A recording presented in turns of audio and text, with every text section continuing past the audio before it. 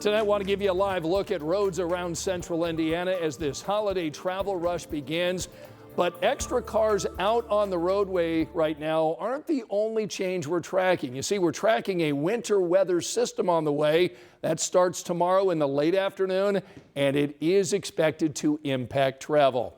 Thanks for inviting us in. It's now 6 o'clock of Thanksgiving week, and Angela's here to detail what's coming. Yes, what's coming, rain and snow that will have an impact on your holiday travel or running errands this time tomorrow. It is going to be heavy at times, and we will be watching very carefully temperatures. Right now we're dry, so no issues here, and we're cool. Upper 30s and low 40s on the map right now. 38 degrees in Indianapolis, 39 Muncie, 42 Shelbyville, and 40 degrees in Bloomington.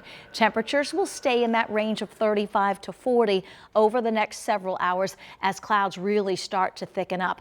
If you don't want to travel in the rain tomorrow, do your travel early in the day. I'd say anytime after 1, 2 o'clock, we will be dealing with some rain, and some of that is going to be heavy at times. Let's get to Future Track 13, show you the impacts. This is midday tomorrow. Most of us will still be dry. Leading edge of the rain just crossing the state line. It becomes more widespread late afternoon. This is 3 p.m. This time tomorrow, we're going to be dealing with that cold rain and watching the temperature profile closely. We may have enough cold air at the surface or just above for the rain to transition to a rain-snow mix. If that happens, some minor slushy accumulations are possible. I'm going to run you through those weather impacts in the full forecast and look ahead to the end of the holiday weekend and some Arctic air in just minutes. All right, we'll see you in a little bit, Angela. Thanks. Tonight at 6, an Anderson police officer faces child solicitation charges after he allegedly sent sexually explicit messages to teenage boys. As our Anna Chalker shares with us tonight, the suspect was also working as a school resource officer at a middle school at the time. Court documents reveal the interactions between school resource officer Joshua Sensini and the 5 teenage boy victims started on the last week of school back in May when he allegedly gave his personal phone number to one of the boys to stay in touch. According to court documents, these messages lasted throughout the summer. This message from June shows Sensini texting one of the boys, quote, sending you a little loot. But others show messages from Sensini saying he wants to do sexually explicit things to the victims. Police say they learned of all 5 victims. When the first one came forward sharing, they all got similar messages. I think most of the time people think of girls as more likely to be sexually abused or to be sexually targeted. But the truth is that there are offenders out there who try to solicit boys as well. Court documents say the interactions not only happened through text, but inside Highland Middle School as well. The victims told police Sensity would, quote, say questionable things to them at lunch. Christina Karabov with the Zero Abuse Project says a position like Sensity's should have been one of trust. As someone who has been put in that school to be there to protect kids, they shouldn't be someone that we have to protect kids from when it comes to manipulation or grooming. Police say the boys and their parents reported Sensini to them in July. Karabov says without the parents' support, it could have been harder for the victims to report this. When they can go to a parent and say, hey, I'm worried about this, or a parent is looking at the device, it's just an added layer of protection for kids. And we need to be that for our children in this digital age. I have reached out several times to both the Anderson Community School District as well as the Highland Middle School for comment on this investigation, but I haven't received a response. In Anderson, Anna Chalker, 13 News. Now, the Anderson Police Department tells 13 News Sensini was placed on administrative leave back in January. His case will be reviewed by the Safety Board for official action.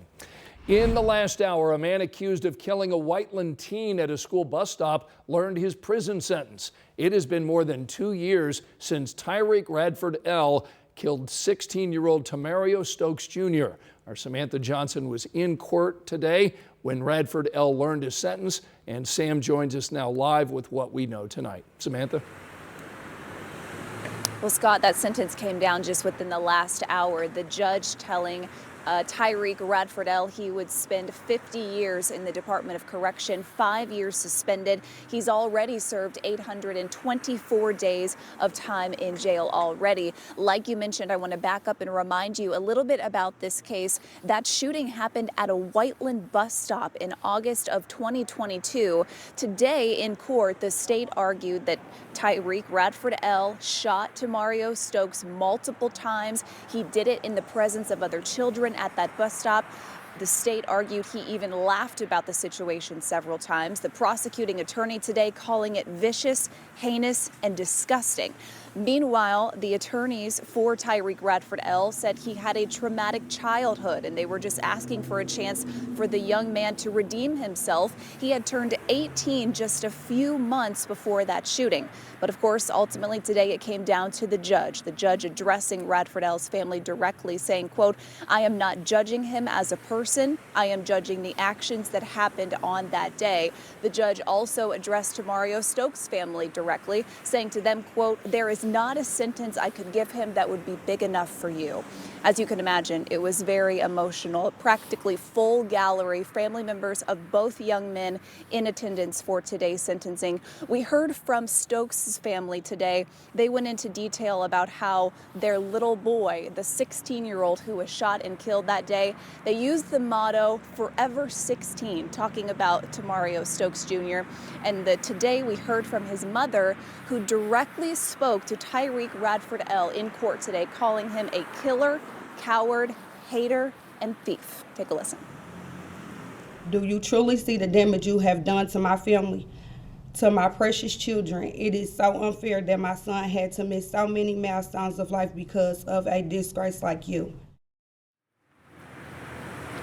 Now you'll notice there you were seeing still pictures inside that courtroom. We have audio recording of what happened today. We were able to bring our camera inside to take photos as well.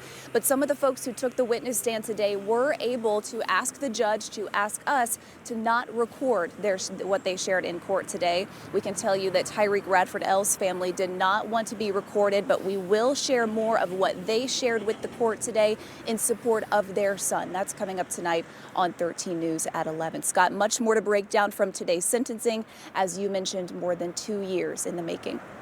Samantha Johnson reporting live in Franklin tonight. We'll see you at 11. Thank you. Tonight, police in Johnson County are investigating a series of people throwing rocks and baseballs off interstate overpasses. Police tonight are telling us these incidents took place along I-65 near County Road 250 South and 600 East. Officers discovered more than 100 baseballs and softballs scattered all along the road and the surrounding areas. So when we checked out the scene today, dozens were still there. Police tell us they received several calls from drivers hit by those objects while they were driving.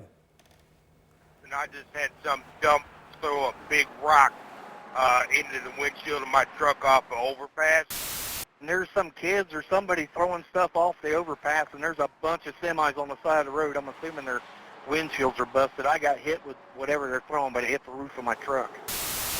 I was hit by something. I got a huge indent in the right side of my windshield, all smashed up. Tonight, police are ramping up patrols in this area and asking anyone with any information about this to please call them immediately. A handful of teens face charges tonight related to alleged gang activity on the northwest side of Indianapolis. Our Rich Nye told us that social media posts by the suspects help police build evidence against these alleged gang members. Court records include many photos and videos on social media from alleged members of the Taliban Chapo gang, TCG for short. Police say the gang is named after the street names of two friends of gang members who died from overdoses this year. Detectives believe gang members are responsible for the shooting of a juvenile on March 28th on MacArthur Lane and another teen shot in the Cedars apartment complex on 34th Street on the afternoon of Halloween. Police say much of the gang's criminal activity is documented on social media. Individuals that are prohibited to have a firearm, they're posting with these firearms. They're posting illegal additions to these firearms that would make a machine gun conversion device. Alleged gang members also have posted guns for sale and threats of retaliation. Police say the gang engages in turf wars with other gangs. Others have spray painted over it, but you can still read the TCG here and up here. That stands for Taliban Chapo Gang. Police say that's the gang tagging property with graffiti, marking its territory. This graffiti can be found on building and fences on Winfield Avenue near 10th Street. In Indianapolis, Rich Knight, 13 News.